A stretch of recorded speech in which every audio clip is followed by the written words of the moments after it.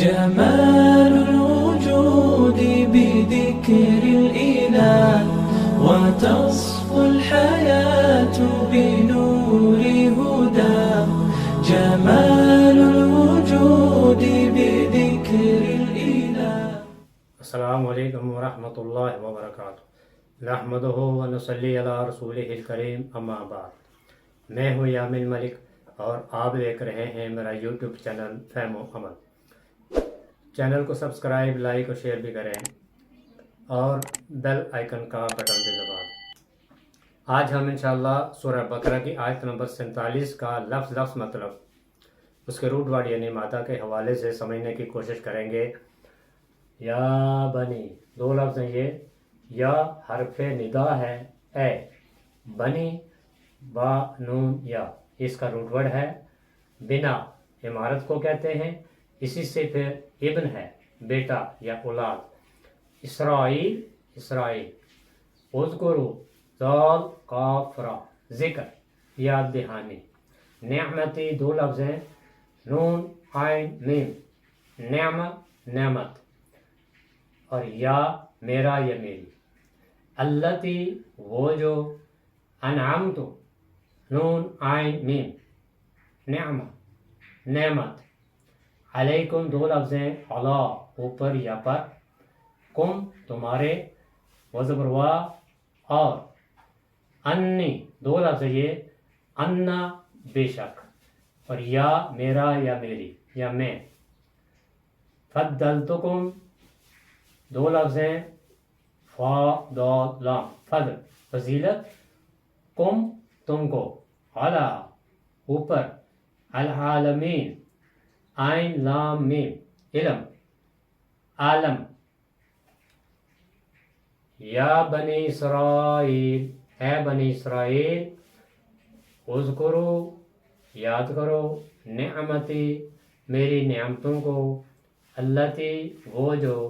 انعمت علیکم، انعام کی میں نے تم پر. وانی، اور بے شک میں نے. فضلتکم، فضیلت دی تم کو. علی العالمین، تمام جہان والوں پر. روٹ ورڈ کے ساتھ الفاظ کی وضاحت. بنی با نون یا، اس کا روٹ ورڈ ہے. بنا، بنا کہتے ہیں عمارت کو. کسی چیز کے کچھ حصے کو دوسرے حصے کے ساتھ ملا کر بنانا، یہ بنا کہلاتا ہے. پھر بنا مکمل عمارت کو بھی کہتے ہیں اور بنا عمارت کے کچھ حصے کو بھی کہتے ہیں. اسی سے پھر ابن ہے، بیٹا. بیٹا بھی چونکہ اپنے باپ کی عمارت ہوتا ہے، کیونکہ اس میں کچھ حصہ باپ کا بھی ہوتا ہے، اسی لیے اسے ابن کہتے ہیں. اذکرو، ذال قاف را، ذکر. اس کا روٹ ورڈ ہے. ذکر کسی بات کا یاد کرنا یعنی ذکر کرنا، اسی سے تذکرہ ہے. کسی بات کو یاد کرنا، یاد دہانی، دہرانا. پھر یہ لفظ ذکر قرآن میں قرآن کے لیے بھی آیا ہے، نماز کے لیے بھی آیا ہے، اور پھر اللہ کے ذکر کے لیے بھی، یعنی ذکر اذکار کرنا، تسبیحات کرنا. اور مومن کا ہر عمل اگر وہ قرآن و سنت کے مطابق ہے تو یہ بھی اللہ کا ذکر کرنا ہے. نعمتی، نون عین میم. نعمہ، نعمہ کہتے ہیں انسان کی اچھی حالت کو. ہر وہ چیز جو انسان کی کوئی ضرورت پوری کرے اور اس کی خوشحالی کا باعث بنے، چاہے وہ نعمت تھوڑی ہو یا زیادہ، یہ نعمہ کہلاتی ہے.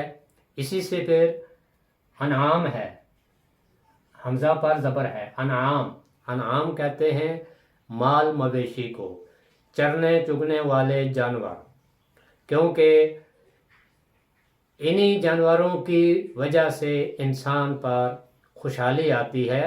یہ بھی اللہ کی طرف سے نعمت ہے. مثلا بہت سے جانور ایسے ہیں کہ جن سے ہم دودھ حاصل کرتے ہیں، کچھ جانور ایسے ہیں جنہیں ذبح کر کے ہم ان کا گوشت کھاتے ہیں، کچھ جانور ایسے ہیں کہ جو سواری اور بار برداری کے کام آتے ہیں، پھر کچھ سے اون حاصل کرتے ہیں، اور بہت سے جانور ایسے ہیں کہ جن کا چمڑا ہم اپنے استعمال میں لاتے ہیں، اس سے فائدہ اٹھاتے ہیں۔ پھر اسی سے انعام ہے، حمزہ کے نیچے زیر ہے انعام۔ انعام کہتے ہیں کسی اچھے کام کا بدلہ، نتیجہ، عطیہ، بخشش۔ فضلتکم فضلا، یہ اس کا روٹ ورڈ ہے فضل۔ فضل کہتے ہیں مہربانی اور شفقت کے ساتھ بخشش اور احسان کرنا، یعنی عذرائے احسان، کسی کو اچھی چیز میں اس کے حق سے زیادہ دینا، یہ فضل کہلاتا ہے۔ عذرائے مہربانی، حق سے بڑھ کر احسان کرنا فضل کہلاتا ہے۔ اسی سے پھر فضلہ ہے فضیلت، بڑائی دینا۔ العالمین، عین لام میم، یہ اس کا روٹ ورڈ ہے علم۔ علم کا مطلب ہے جاننا، پہچاننا، یقین حاصل کرنا، کسی چیز کی حقیقت معلوم کرنا۔ پھر اسی سے عالم ہے، عالم۔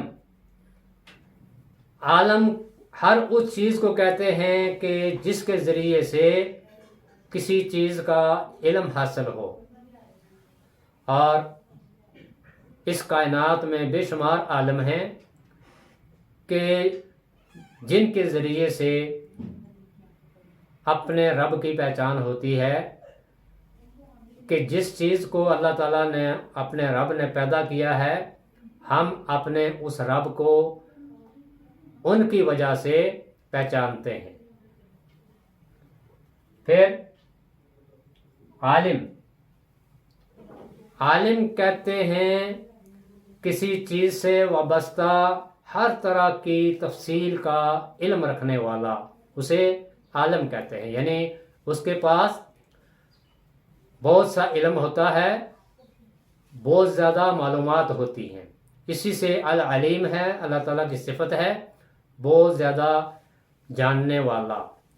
پھر اسی سے معلم بھی ہے، معلم کہتے ہیں سکھانے والے کو۔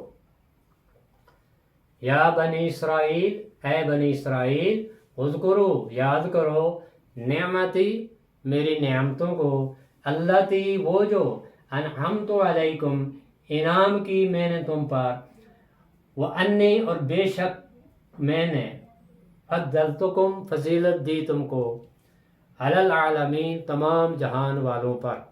اس آیت میں اللہ تعالیٰ نے بنی اسرائیل سے خطاب کیا ہے، یا بنی اسرائیل، اے بنی اسرائیل۔ یہ جو اسرائیل ہے یہ یعقوب علیہ السلام کا لقب تھا۔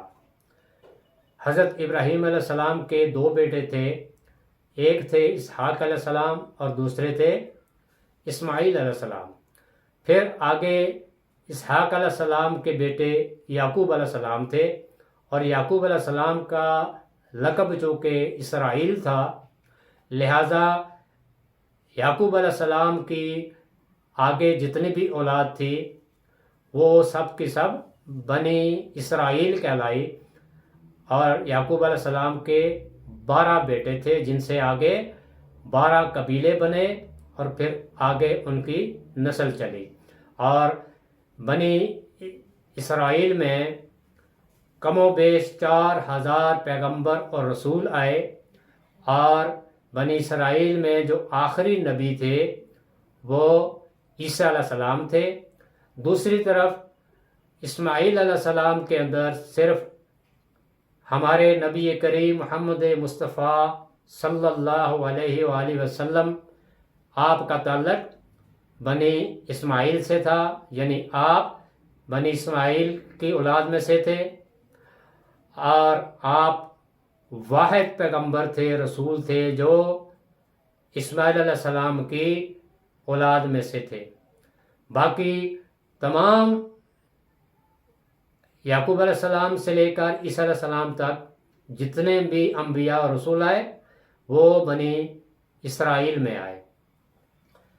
تو یہ جو اسرائیل ہے یہ یعقوب علیہ السلام کا لقب تھا۔ یا بنی اسرائیل، اے بنی اسرائیل، اے یعقوب علیہ السلام کی اولاد، اذکرو، یاد کرو، نعمتی، میری نعمتوں کو، اللتی، وہ جو، انعمت علیکم، جو میں نے تم پر انعام کی۔ اور اللہ تعالیٰ نے بنی اسرائیل کو سب سے بڑا احسان یہ کیا کہ تمام جہان والوں پر ان کو چنا کہ وہ لوگوں کی رہنمائی کریں۔ پھر اس کے علاوہ اللہ تعالیٰ نے بنی اسرائیل کو بہت بڑی بڑی نعمتیں عطا کیں، لیکن انہوں نے ان نعمتوں کا شکر ادا نہیں کیا۔ بنی اسرائیل میں جو انبیاء آئے ان میں مشہور 3 کتابیں بھی ہیں جو ان کو دی گئیں، یعنی تورات، زبور اور انجیل۔ اللہ تعالیٰ بنی اسرائیل سے خطاب کر رہے ہیں اور ان کو اپنی ان نعمتوں کی یاد دہانی کرا رہے ہیں۔ یا بنی اسرائیل، اے بنی اسرائیل، اذکرو، یاد کرو، نعمتی، میری نعمتوں کو، اللتی انعمت علیکم، وہ جو میں نے تم پر کی تھی۔ لیکن بنی اسرائیل یہ اللہ تعالیٰ کی ان نعمتوں کو پانے کے باوجود بھی انہوں نے ناشکری کی، نافرمانی کی۔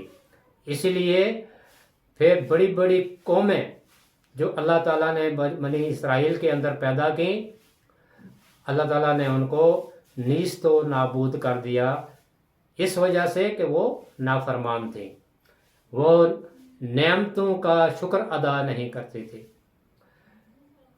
یا بنی اسرائیل، اے بنی اسرائیل، اے اولاد یعقوب علیہ السلام، اذکرو، یاد کرو، نعمتی، میری نعمتوں کو، اللتی، وہ جو، انعمت علیکم، جو انعام کی میں نے تم پر۔ اور قرآن میں جگہ جگہ ان نعمتوں کا ذکر ہے، یہاں چونکہ تفصیل کے ساتھ ان کو بتانے کی ضرورت نہیں، لہذا یہاں مختصر یہ ہے کہ اللہ تعالیٰ اولاد یعقوب علیہ السلام کو یعنی بنی اسرائیل کو یاد دہانی کرا رہے ہیں کہ میری ان نعمتوں کو یاد کرو جو میں نے تم پر کی تھیں۔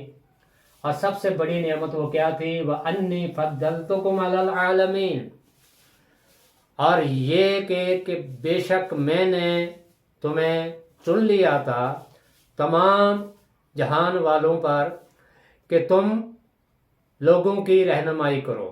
اور یہ سب سے بڑی نعمت تھی، سب سے بڑا احسان تھا اللہ تعالیٰ کا کہ انہوں نے بنی اسرائیل کو عزت بخشی، فضیلت دی، اور ان کے اندر تقریباً 4000 انبیاء اور رسول آئے، اور انہوں نے، ان رسولوں نے اپنی اپنی قوموں کی رہنمائی کی۔